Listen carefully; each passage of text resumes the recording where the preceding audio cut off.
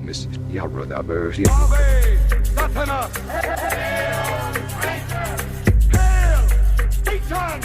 Hail Satan!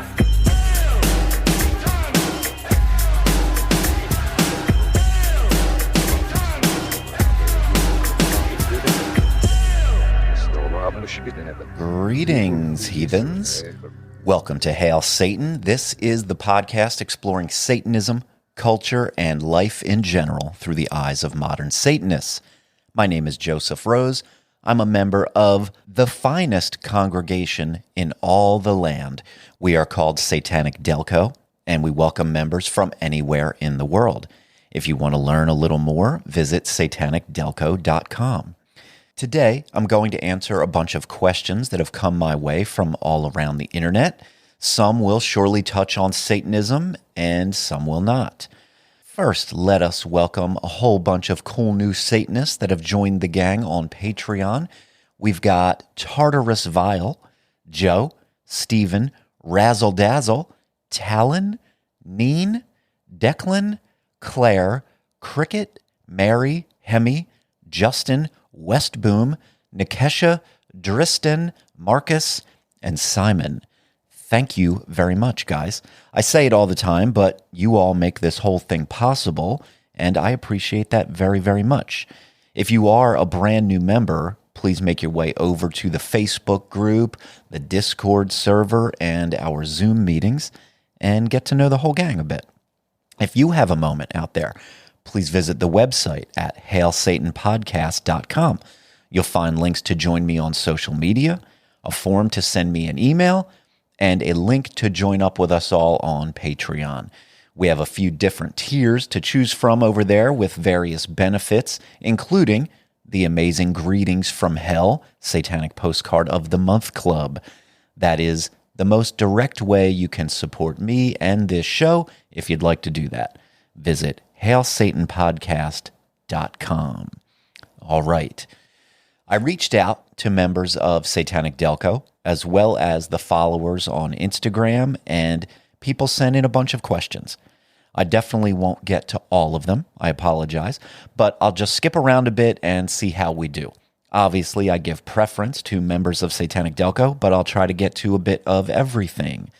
First, let's take some from Patreon. Let's see. We've got one from Coco Bro. Describe an ideal Satanist. What would they be like, personality and character-wise? Would they be moral, non-judgmental, open-minded, helpful to others? All right. My ideal Satanist is the same as my ideal person. I want people to have principles. I want them to mean what they say. I don't need people to agree with me or share the same morals with me or anything like that. I just want the square biz. You know what I'm saying? All right, next up, Tartarus, a newer member. He has sent me 3 questions here together. Number 1, is there any fear about being a Satanist with the current events like the TST bomb threat? Okay, first, he's mentioning the TST bomb threat. I won't get all into it now, but there was a recent news story that came out. Some dude somewhere, I think he was quite a young man, if I remember correctly. He was, I don't know how serious he was, but he was planning to plant a bomb or bombs at the Satanic Temple headquarters in Salem, Massachusetts. And his work was discovered, I believe, by his mom, who notified authorities and put a stop to the whole thing. But okay, is there any fear about being a Satanist with current events? For me personally, I can only speak of my own experience, and the answer is no. I don't really spend any time living in fear about being a Satanist or about being any other part of what I am as a person. If you let yourself dwell on the what ifs and the worst case scenarios, then I guess, yeah, you could find a lot of things to be scared about. There's a way, way greater chance that I will be harmed by, driving a car innocently down a road than because I'm a Satanist. And, as far as out there, out in the open Satanists go, I'm pretty fucking out there, right? I don't hide anything about myself on social media. I do a podcast. I don't use any fake names. I don't do any of that stuff. I'm just myself, and I face the world. But no, I don't really want to live in fear about being myself, and so I don't. Question number 2 was, also, this is an election year. Will Satanism be brought to light by media if Satanism is involved in the current theocracy war? All right. Is there a current theocracy war? I guess is the first question I need to ask myself. I don't know. I don't know if what I see out there counts as a war.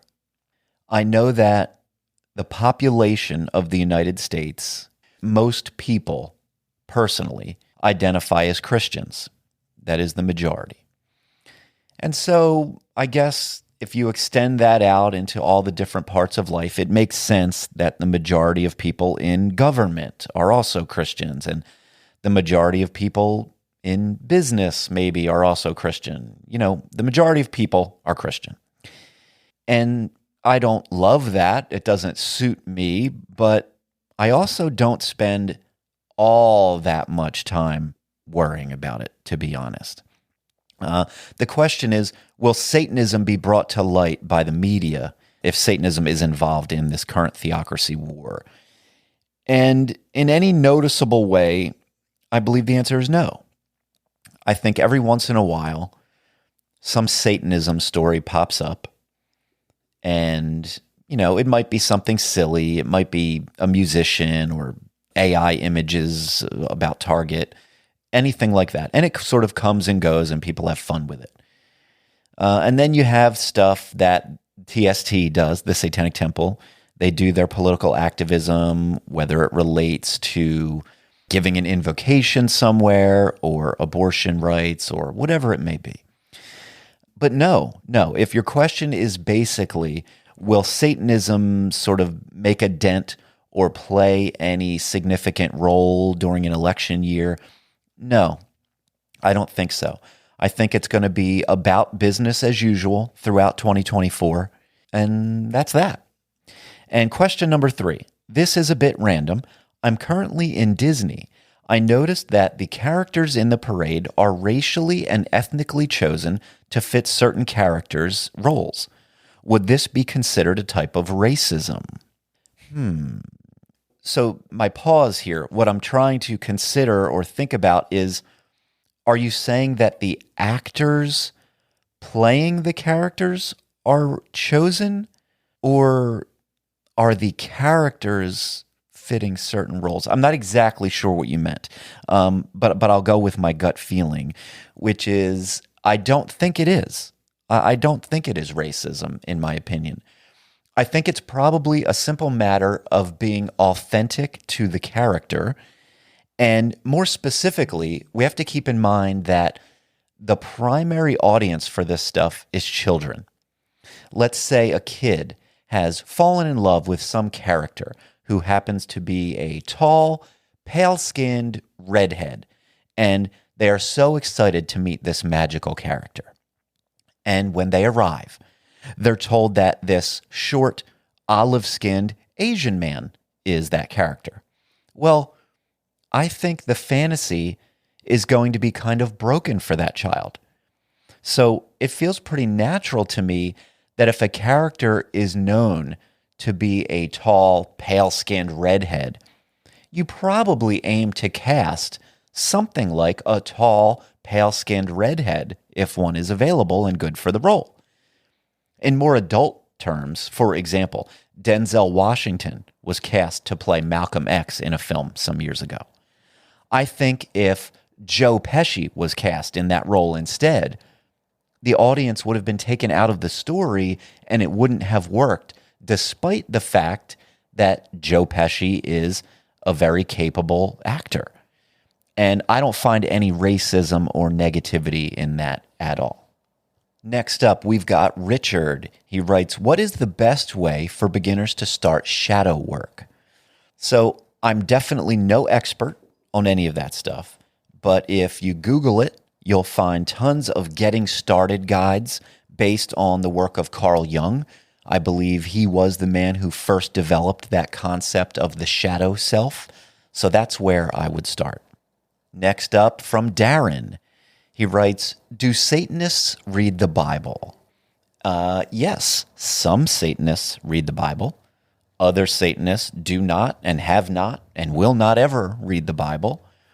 Most likely, I would guess that a large portion of Satanists occasionally have read some parts of the Bible, even if it's just little bits here and there. I got to tell you, I don't remember if as a youngster I ever made an attempt to read the Bible cover to cover. If I did attempt that, I doubt I was successful because, boy, is it not a fun read. I got to tell you, sometimes we poke fun at some of the shit that's in the Satanic Bible, despite, the many good things that you might find in there. But the Holy Bible is not a great read to me personally. But yeah, many Satanists do read the Bible. Other Satanists, I'm sure, would say, fuck that, what do I need that Bible for? And both answers are totally fine. All right, let's look at some questions from the Satanic Delco Facebook group and our Discord server. Let's see. Matthew writes, do you ever feel like you don't live up to your own ethical standards? Obviously, we all have failings of sorts, but is there a certain tenet that you find difficulty in? All right, so when you say tenet, I wonder if you're referring specifically to the Satanic Temple's 7 tenets. And if that's the case, no one should really find adhering to them to be difficult at all, because they are so intentionally broad, so vague, and open to personal interpretation, and each one serves as its own loophole. They say one should use compassion and empathy within reason. So when you act in a way that doesn't appear to be based in compassion and empathy, I guess that just means that in that case, your subjective feeling is that compassion and empathy weren't reasonable for you. And since it's completely subjective, no one can argue, right? So they don't actually say very much, those tenets. But to answer your main question, yes, there have been times in my life that I can look back on with the benefit of hindsight and say, well, I wish I had done that this way, or if I could do that over again, I would do it differently. And I think that's just a very natural, common part of life for most people. As we get older, experience new things, and find ourselves in new situations, we learn. We learn about the world, and we learn about ourselves. So no, I don't think I have any specific tenet or area of interest where I struggle, but I definitely always look for ways to improve, and I find them. Amber is up next. She writes, here is one from my husband. I've tried to explain it to him on multiple occasions and in multiple ways, but he just doesn't get it. Perhaps you can do a better job. The question is, if Satanism is more of a philosophy than a religion, and the world is already divided in numerous ways, then why even bring Satan into the equation when it only creates more division? Is it possible to promote the essential philosophy without the religion as Ayn Rand did? Are there not other archetypes that could be pulled upon as role models other than Satan? All right. There is a lot to unpack with this one. I'll try to break it down piece by piece. The first part, if Satanism is more of a philosophy than a religion, well, let's stop right there. It isn't. Satanism is a religion. When you begin a discussion about Satanism and its role in the world relative to all other religions, the conversation doesn't start until you have all religions on exactly equal ground. So from the get-go, understand that Satanism, Christianity, Buddhism, Judaism, and all the rest are all religions equally. Let's keep going. If Satanism is more of a philosophy than a religion, and the world is already divided in numerous ways, then why even bring Satan into the equation when it only creates more division? The assumption there, to me, sounds something like Christians are more important than Satanists, so why involve a fictional character that would upset the good people, the Christians? And that's obviously a very biased, unfair way to frame things. Christians aren't better, and they don't deserve to have their feelings protected more than anyone else just because they happen to believe in a crazy, obviously untrue fairy tale. In fact, it might be more reasonable to say that they deserve even less protection because of the fact that they still believe in a ridiculous fairy tale. And division isn't an inherently negative thing until people start making it a negative thing. So if Christians are the ones causing negativity because they can't handle the reality that others have different beliefs, shouldn't they be the ones to change that behavior? I think so. The next question in there was, is it possible to promote the essential philosophy without the religion as Ayn Rand? This question is based on a fundamental misunderstanding of what Satanism is. This sounds like he's saying Satanism and Ayn Rand's philosophy, I assume he's talking about objectivism, are the same thing, aside from the imagery of Satan. And of course, that is completely inaccurate. When writing the Satanic Bible, Anton LaVey borrowed bits from Ayn Rand. He found bits of her work that worked in the context of his own. Was it the whole of his philosophy? Of course not. In addition to that, and much to the chagrin of the Church of Satan, modern Satanism has grown, like most religions do, to include various sects that each develop their own philosophy and interpret things in their own way. For example, outsider Satanism and the political Satanism of the Satanic Temple. So the fundamental idea that Satanism and Ayn Rand are in any way interchangeable is wrong. But let's not leave this part just yet. Could the same thing be asked of any religion? Couldn't Christians just do all of the earthly things they do, but forget about the whole fictional God bit? If that sounds unrealistic or ridiculous, it's only equally ridiculous to ask the same of Satanists. And again, it comes from a fundamental disrespect or belittlement of a religion that is absolutely equal to any other religion. And the very last bit asks, are there not other archetypes that could be pulled upon as role models other than Satan? Yes, there are. And other religions have surely been built upon some of them. But obviously, Satan is fundamental to Satanism.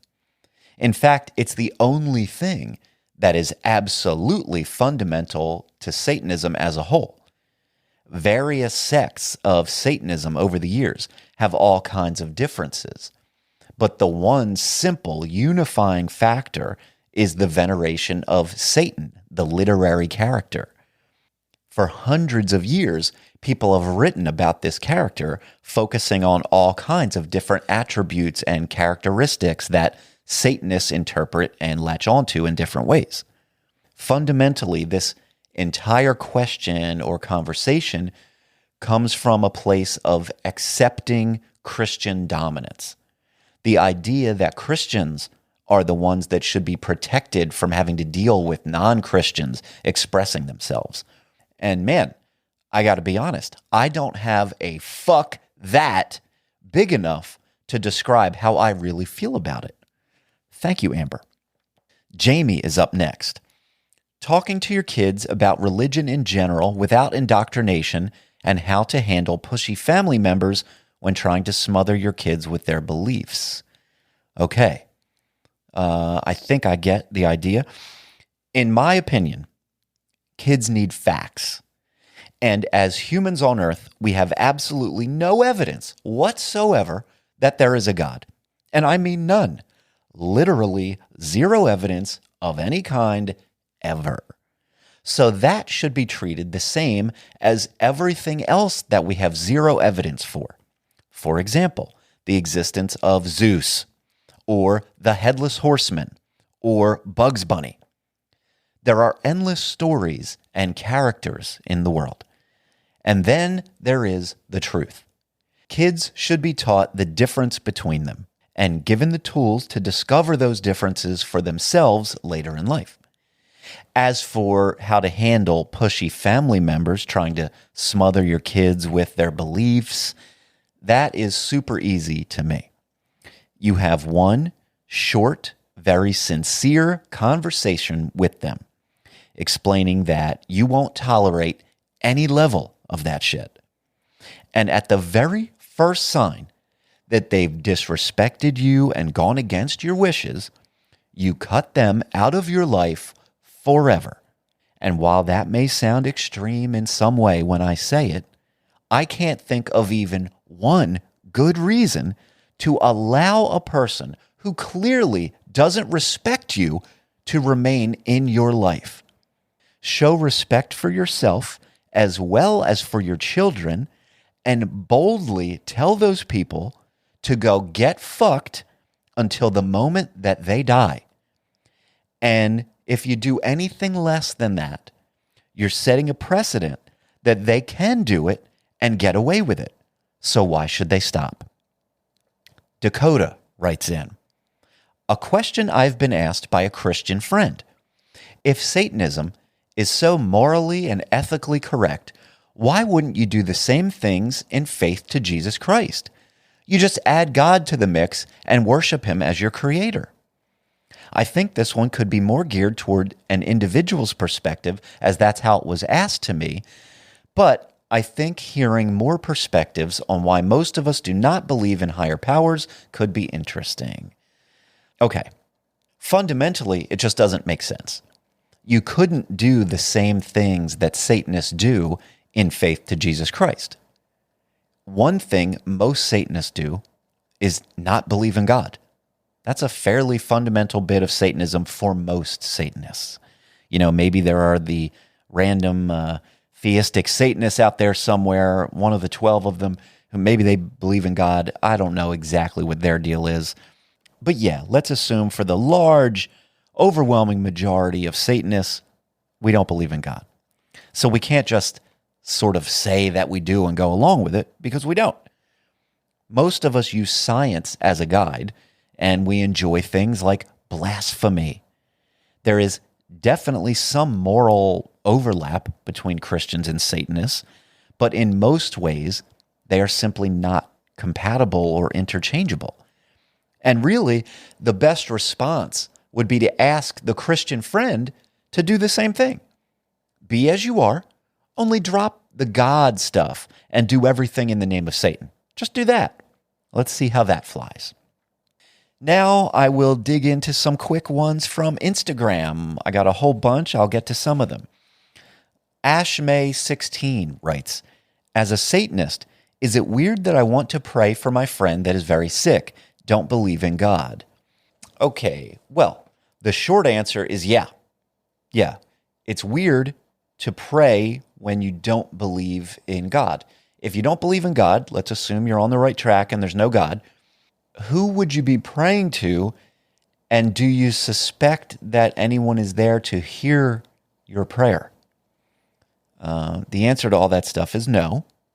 There's no one there. They're not going to hear it. It's not going to make any difference. Now, on the other hand, you said this is your friend that is very sick. And so that means to me that you care about your friend, you're worried about them, and maybe you are desperate for them to be better and not be sick. And I can relate to that, and I empathize. And look, if on some level, if some sort of, to use the term Hail Mary, as a Hail Mary attempt to give your friend a chance at being better, say a prayer. You know, it's not going to hurt anybody. Nobody's going to know about it except for you. But if it makes you feel better, knock yourself out. Go ahead. It is my belief that no one will receive that prayer, but for your own mental well-being, if it helps you feel good for your friend, knock yourself out. Say a prayer. Next up, Ayerdna 2 writes, the inverted cross is a satanic symbol or a Christian symbol? I recently made a post online that touched on this exact topic. It's one that gets brought up to me a lot on the internet. So I will read what I wrote that day. I posted, know-it-all Christians often leave comments regarding my use of the inverted cross. Each one proudly acts as if they're the first to point out that the inverted cross is actually the symbol of St. Peter and that it is a Christian symbol. In reality, symbols have no inherent meaning. They mean whatever we decide they mean, and sometimes that meaning changes. See the history of the swastika for an example of this. Christians often express offense and outrage at the inverted cross. Is that because they see it as a symbol of St. Peter? Of course not. They're offended because it's an intentionally blasphemous inversion of a beloved Christian symbol. It is simple, powerful, and effective. So there you have it. Satanic Panic Attack writes, will Knowling Bones ever come to Colorado for a show? Well, Satanic Panic Attack, I don't know. Guys, for the record, Knowling Bones is my band. If you remember a short while ago, I did an episode with my bandmate, Julie. Knowling Bones is made up of just Julie and I. That's our band. And will we come to Colorado? I don't know. We have been doing some touring recently. We've played most recently in Delaware, in South Carolina, in Florida. We're about to play in Maryland, and some other areas coming up after that. We have nothing booked for Colorado. We have not attempted to go out west that far, but I would love to. Colorado seems cool. I'd love to go there when it's not miserable and snowing. It seems like it snows a lot. I like to avoid the cold. So I don't know if we'll find ourselves in Colorado, but we'll see about that. Stray Pup 85 asks, is it okay for a Satanist to own a gun? Yes, it's okay for a Satanist to own a gun. If you want to own a gun, own a gun. Be safe with your gun. Do it legally. Do it safely. There you go. Next up, Van Bran asks, how do you handle confrontations from other religions/beliefs? Well, I know this is nitpicking, dealing with semantics here, but there are no confrontations from other religions or beliefs. There are only confrontations from people. And the way I handle a confrontation with a person is decided completely by the specifics of that individual person and that individual confrontation. In most cases, I'm fairly passive about it. There's rarely a day where I'm minding my own business and find myself in a religious discussion where I'm going to be dragged into some sort of argument or debate about what? What is it even about? You're going to try to get me to believe your religion and I'm going to get you to believe in mine? I'm not interested in that. That's almost entirely fruitless. No one's going to convert me, and I suspect I'm not likely to convert anyone else. And I'm not really motivated to try. So mostly I let it go. If I'm goofing around on the internet and I'm feeling particularly bored or spicy, then I might make a little wise-ass comment or two, but that's about it. I don't take any of it personally. It doesn't mean much to me. So for the most part, I just kind of let it slide. Next up, D. Levitate writes, Anton LaVey versus Lucien Greaves in a steel cage match. Who wins? All right. That's a good one to think about. I love creating fictional physical battles between people and groups.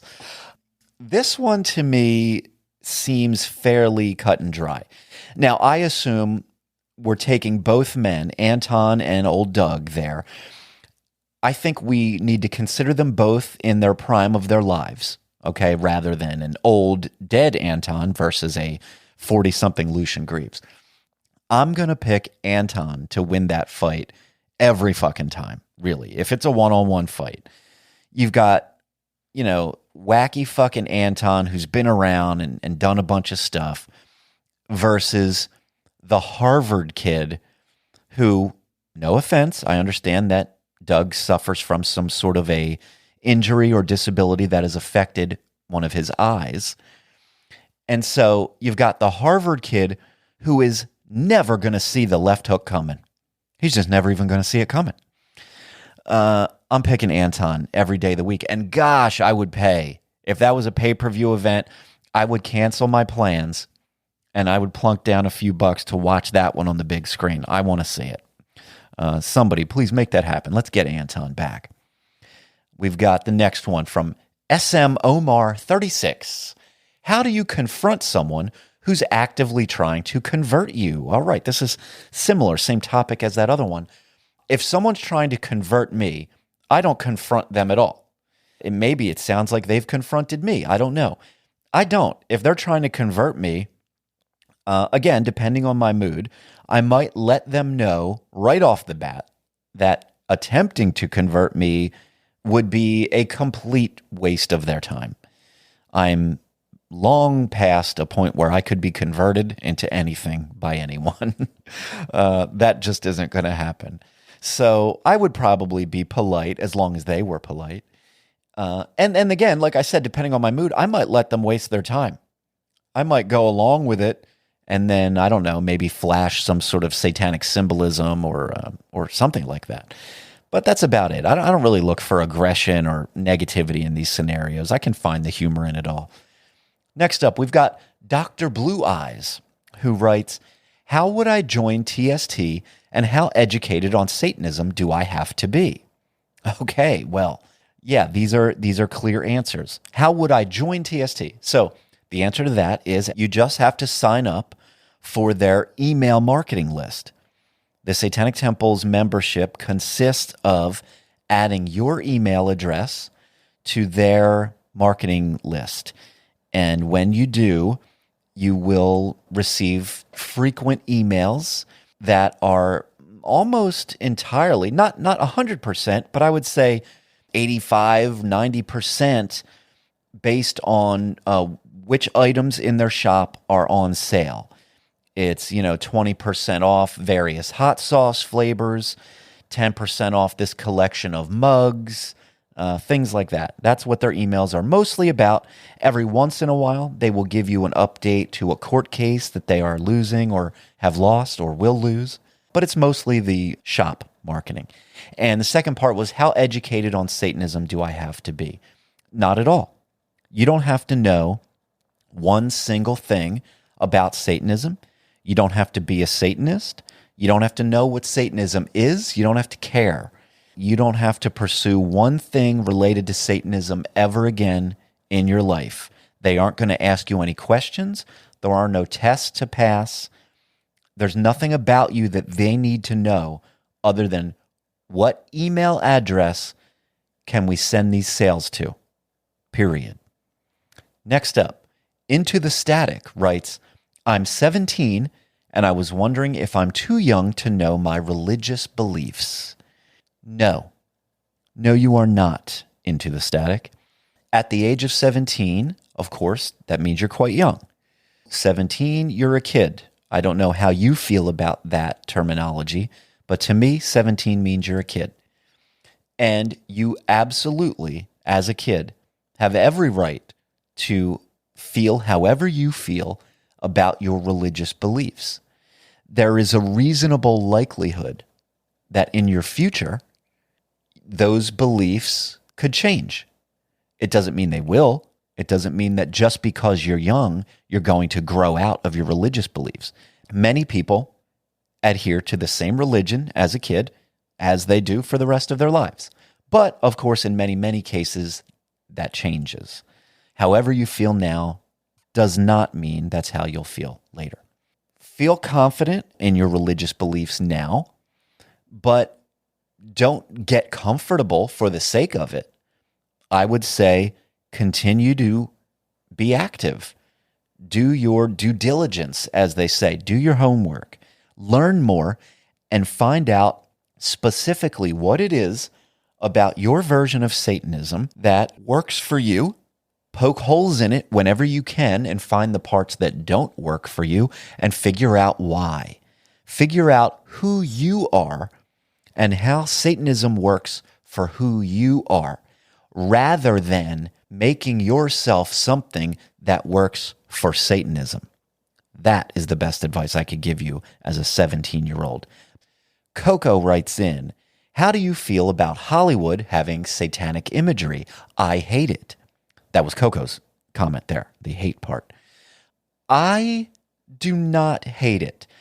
I've heard several people have strong feelings about this. I've heard some people have feelings about the appropriation of Satanism within Hollywood and, pop culture outlets.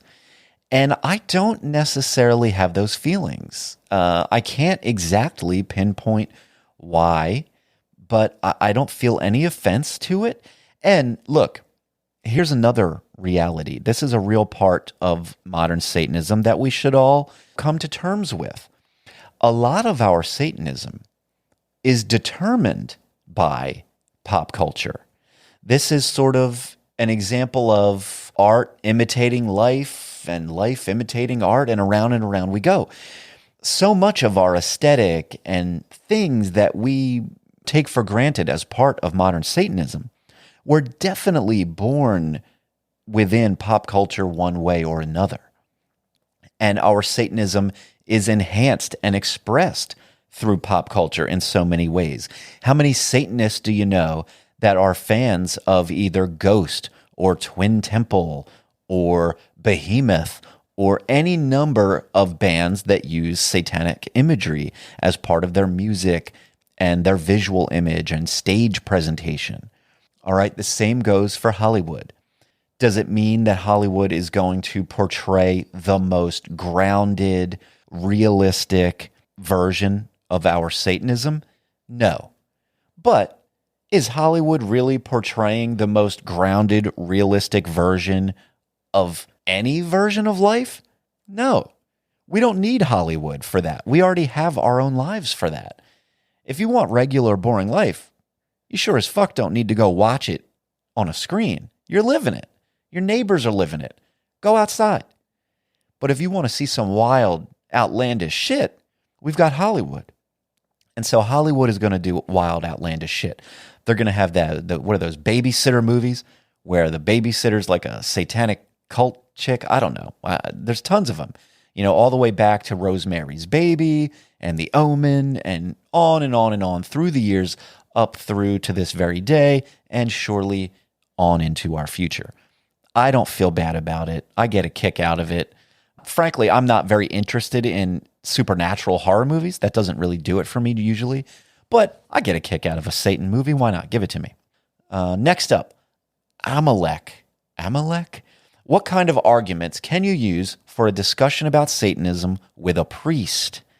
What kind of arguments can you use for a discussion about Satanism with a priest? I would be open to having a discussion with a priest or any sort of clergy or member of any religion about Satanism if they wanted to have a discussion about it. I think those discussions can be interesting, they can be healthy, they can be educational. I wouldn't really be all that interested in an argument about it because what am I arguing exactly? What would be my stance that I'm arguing with this priest? Am I trying to argue that God's not real and Satanism is better than your religion? Well, that's a waste of my time. I assume that no collection of words that I'm going to put together is going to change this priest's mind about his belief in his religion. That's not possible, really. Let's assume that's damn near impossible. And like I said before, he's not going to change my mind. So I wouldn't be there to argue with him. We could maybe have a debate on specific points here and there, but more than anything, I would look for it to be an educational or at the very least amusing experience. I wouldn't bother taking any type of aggression into a situation like that. Next up, we've got the Kraken Kid. What top 5 new bands or artists are you currently into? All right. So let me say, 2023 was a tough year for me as far as the music I consume. I was disappointed by a ton of albums that I'd been anticipating. And I did struggle. I do actively seek out new music. I want more music. I love music so much. It is a primary love in my life. And I want more. You know, why not? I want more love. I want more awesomeness in my life. So I look for it. And 2023 was a tough year, a little disappointing. But a few things stood out as at least interesting to me. And I'll tell you about some of them. The first one that comes to mind is a band called Blood Command. All right. Now, let me say, I don't have a deep knowledge of this band. I mostly know what is their most recent album. I think it might be called World Domination. I could be making that up, but I think that might be right. I don't love this band, but I am curious and interested in this band. They turn me on a little bit. They have one primary sound that they seem to do, which I enjoy.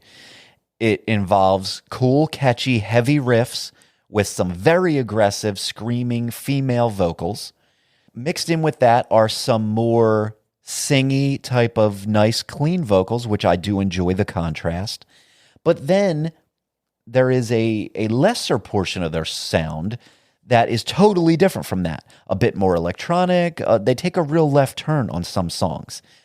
And I generally like what they're doing. They write short songs, mostly heavy, sometimes catchy, and they've got a fun image, and they look like they're having fun, and they've got a gnarly bass sound, which I always love. So check out Blood Command. I'm into them. The next one is a band called Code 7. They're not new, but they last released an album in, I think, 2003. And that last album they released, which was called Dancing Echoes, Dead Sounds, I believe. I love that album. I've loved it for most of these last 20 years. And it's great. And they were broken up, and I assumed, damn shame, they'll never make another album. Well, to our surprise, they made a new album. They just got it back together and sort of in secret made a new album. I've listened to it a number of times. I think they did a really good job. It is, by any objective standards, a good album. I haven't fallen in love with it yet. That may or may not be a matter of spending more time with it. But it is quality. There is a good quality there. So it deserves a listen. Code 7, check that out. One word, Code 7, spelled out. Next up is an album called This Heathen Land from the band Green Lung.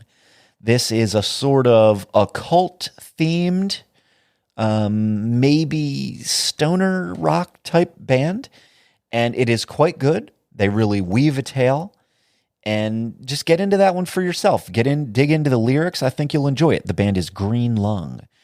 And the next one is sort of an unusual one for me. It's a little band called Iration.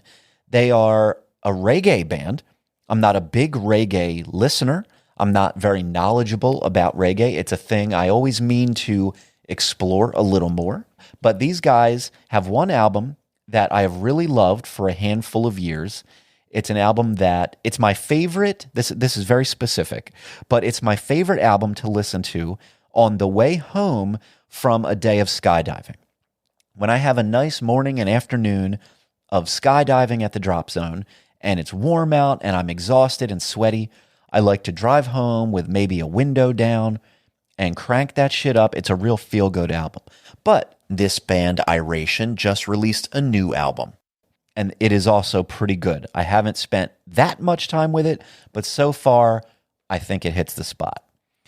And lastly, now, all right, guys, the song of the year.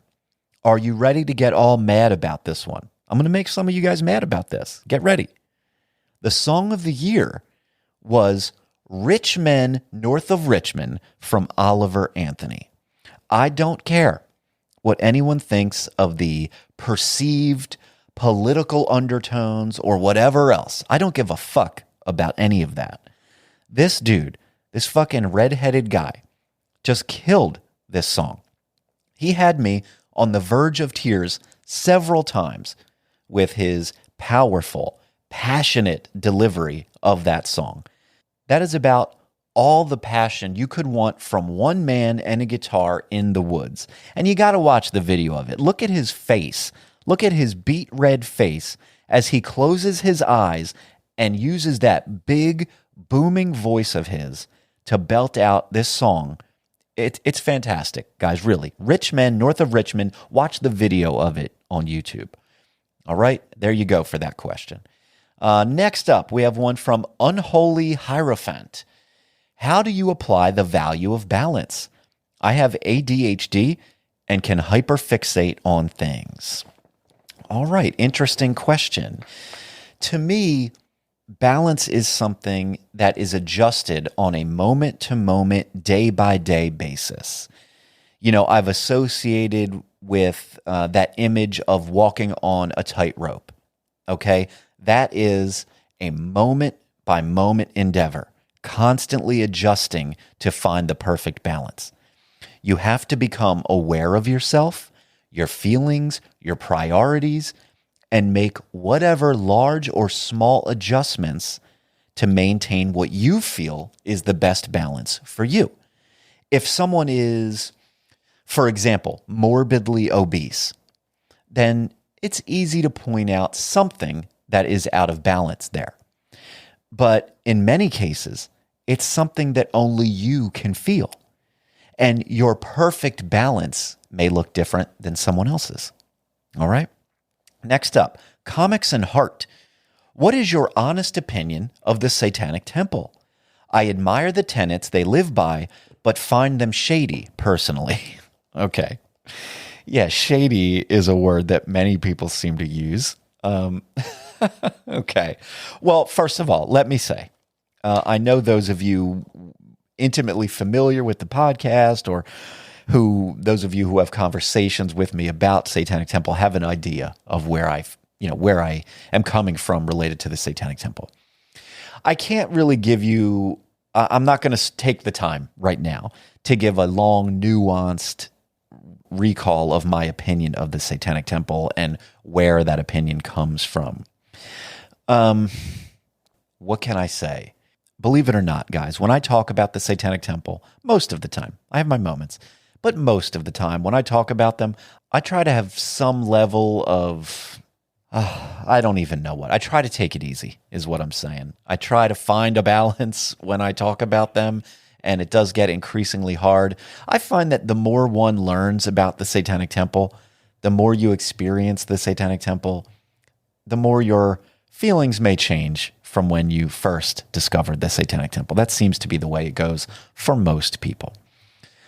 If the 7 tenets are meaningful to a person and they bring that person some sort of joy or positive feeling, or they serve as a moral compass that aims that person in a direction that satisfies them, then I think that's really great. I think whatever the source of good is, that's good. So if TST is providing personal good to individuals, good. I like that. High five, everybody. But I understand why you find them shady. They are shady as fuck. And I'll leave it at that. I'm not going to go on a whole thing right now. Eventually, I'm going to, because this is a question that I get asked about a lot, and I go back and forth. You guys have heard me say on this podcast, I'm not going to talk about the Satanic Temple anymore. I'm done talking about them. And when I say that in the moment, I mean it, because my feeling is I'm sick of talking about this shit. I'm sick of talking about this. It's mostly a waste of my time.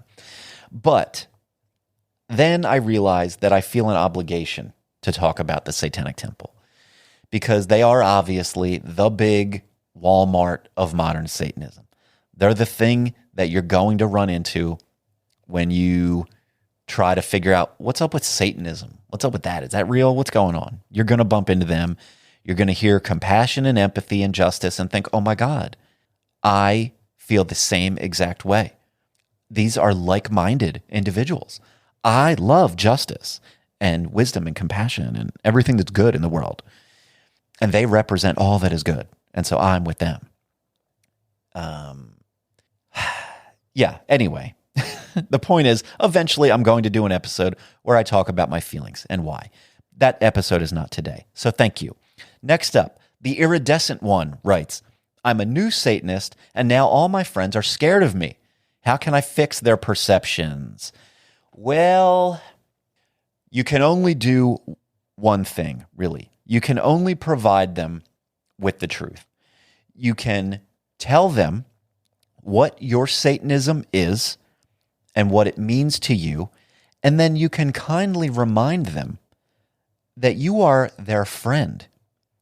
You are a person that is a whole person that encompasses much more than your interest or belief or alignment with Satanism. Just like they are more than just whatever their religious belief is. All right? If they became your friend for some reason or collection of reasons, then all of those reasons are still true. So just remind them of that and kindly ask them to respect you because they're your friends and that's what friends do. And if they don't respect you, then they aren't your friends and they never were, and fuck them. That's what I suggest. Next up, Nick Gone 20 asks, what's your favorite genre of music and your favorite artist or band? I love that we have some music questions sprinkled in here. My favorite genre of music, I'm into broad genres. I know nowadays you wacky kids are into very specified, narrow genres, okay? I come from a time when we had the rock/pop section of the record store, and then some record stores would have a designated like rap and hip-hop section, and then you'd have country and classical music, and that was most of it. You might have a little jazz section in the corner. Nobody went over there. So my favorite genre of music is rock music. That's home for me. I like classic rock, some modern rock. I love, love, love tons of 90s rock. I love heavy shit. I love not heavy shit. I love bits of hip-hop, R&B. I love all kinds of things. And what are some of my favorite artists or bands?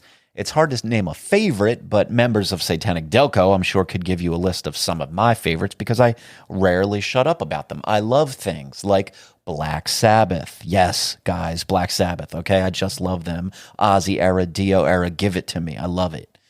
I love fucking Soundgarden so much. Give me those albums. I love Pearl Jam. I love Alice in Chains. You get it? I like some of these 90s Seattle shits. What else?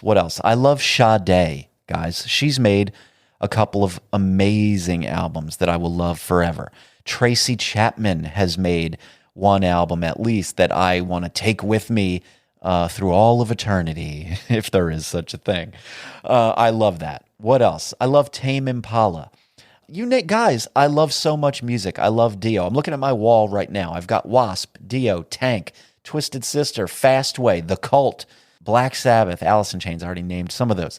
But I love music, guys. I love so much of it. So those are some of my favorite bands. What's next?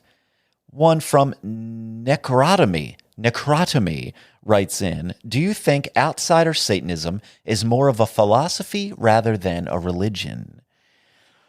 Okay, well, let's be very technical about it, I guess. Outsider Satanism, I guess, is a philosophy. It is a religious philosophy under the umbrella of the religion of Satanism. Satanism is a religion in the broadest terms. So our religion overall is Satanism. You could compare that to one's religion might be Christianity, but it's not the specific sect or philosophy. Someone might be Protestant, or a Baptist or XYZ. Someone might be a LaVeyan Satanist, even though some people may not like that term. Some people, the Satanic Temple, they have their philosophy. You call that what you want: commercial Satanism, cheeseball Satanism, political Satanism, whatever you want to call it. And then there is outsider Satanism, which is our specific religious philosophy within the umbrella religion of Satanism. I hope that makes sense. Next up is Imperk 13. That is not a pronounceable collection of letters. Separating art from artist. I feel I can enjoy music without having to celebrate the creator. Yes, of course. I'm speaking for myself. I know that some people out there are not able or willing or interested in separating art from artist. If a great artist does something in their personal life that someone doesn't like, some people decide, well, now I must boycott. And not only must I boycott, but I must signal my virtuousness to the rest of the world, or at least the rest of Twitter, or X, rather, that I no longer partake in this artist's work, and nor should they. I am not one of those people. I can separate art from artist, but it works on, again, a completely individual basis. If someone out there, let's say, I don't know, a member of Soundgarden. I was lucky enough to have, Kim and Matt from Soundgarden. They came over my house to hang out because they want to hang out with the Satanic Podcast guy. And we're hanging out, and one of them kills my fucking dog. Can you imagine? They get little Donnie or little Punker, and they bring harm upon them. Am I still going to want to enjoy the music of one of my favorite bands, Soundgarden? Well, frankly, as much as I love Bad Motorfinger, I might struggle with it. I might think that what they've done is so horrendous to me personally that I can't bring myself to partake in their music anymore. And so that would be my choice. But then you have other cases, like pick any, Michael Jackson. Michael Jackson's a good one. Michael Jackson is a man who I grew up with, really, really enjoying his music. His music, and Michael Jackson was the first musical artist that left a real serious impression on me. Michael Jackson was my first concert. I had Michael Jackson records, Michael Jackson shirts. I had a little Michael Jackson doll. I had a Michael Jackson jacket as a child. I was deep, guys. And to this day, there's a whole long list of Michael Jackson jams that I will never skip. And when I throw a dance party, which I am known to do, you can bet your ass you're going to hear some fucking Michael Jackson. And when it comes on, I'm going to turn it up a little bit, and I'm going to get on the dance floor and put in the work. You understand? So, Michael Jackson was accused of doing bad things. Did he do them? I have no idea. I wasn't there. He never was found guilty of anything, but I know, I've heard a lot of people say, I won't listen to Michael Jackson. I don't fuck around. He did these bad things, and so I'm not going to listen to him. Well, I don't know shit. I don't know what he did. And if he did, I can only guess, right? You can only guess. If he did those things, would I no longer listen to Michael Jackson? I don't know. I don't need to know or care what people did in their personal life. The impact of a song or a movie or a painting in my own life has nothing to do with that creator and what they do in their personal life. They're completely divorced from one another. So I respect everyone else's choice about the way they connect artist and art. But for me, they're pretty disconnected. I reserve the right to have my feelings hurt so deeply that I can't partake in the art anymore, but typically that's not the way I go. All right? And, I think I've gone a bit longer than I expected to, so maybe I will cut it here. I did not get to everyone, of course. I can't get to them all, but we will do this again. I like to do these episodes from time to time and see what everybody has on their mind. And, since we got a good handful of questions that related to music and art and things, I'm going to take this opportunity, since this is my fucking podcast, after all, I can do whatever I want, right? And so I'm going to. I'm going to take this opportunity to play my own new fucking song for you guys. Julie and I have released a new song. Our band is called Knolling Bones, and I'm going to leave you with our recently released feel-good hit of the winter. It's called Sex Drive. So enjoy that, and hail Satan.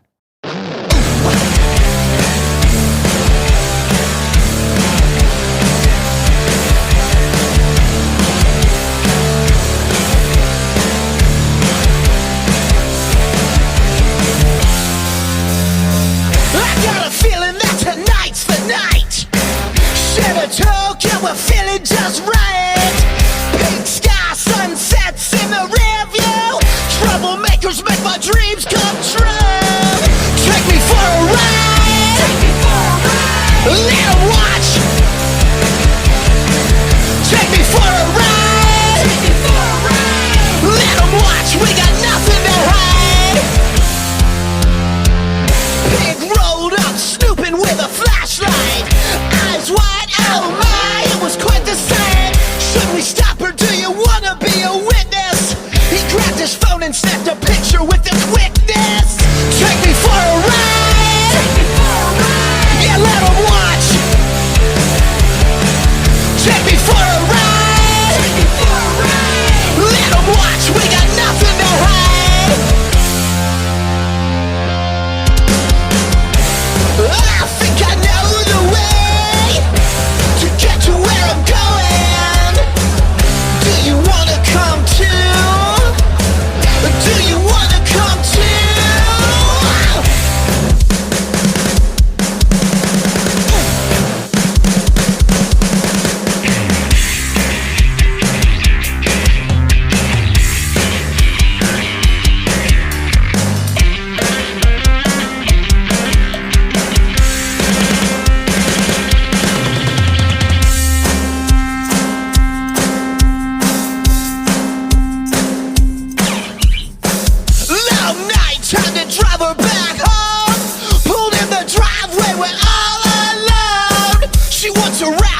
So we get it cooking. When I look back, her fucking mom and dad were looking.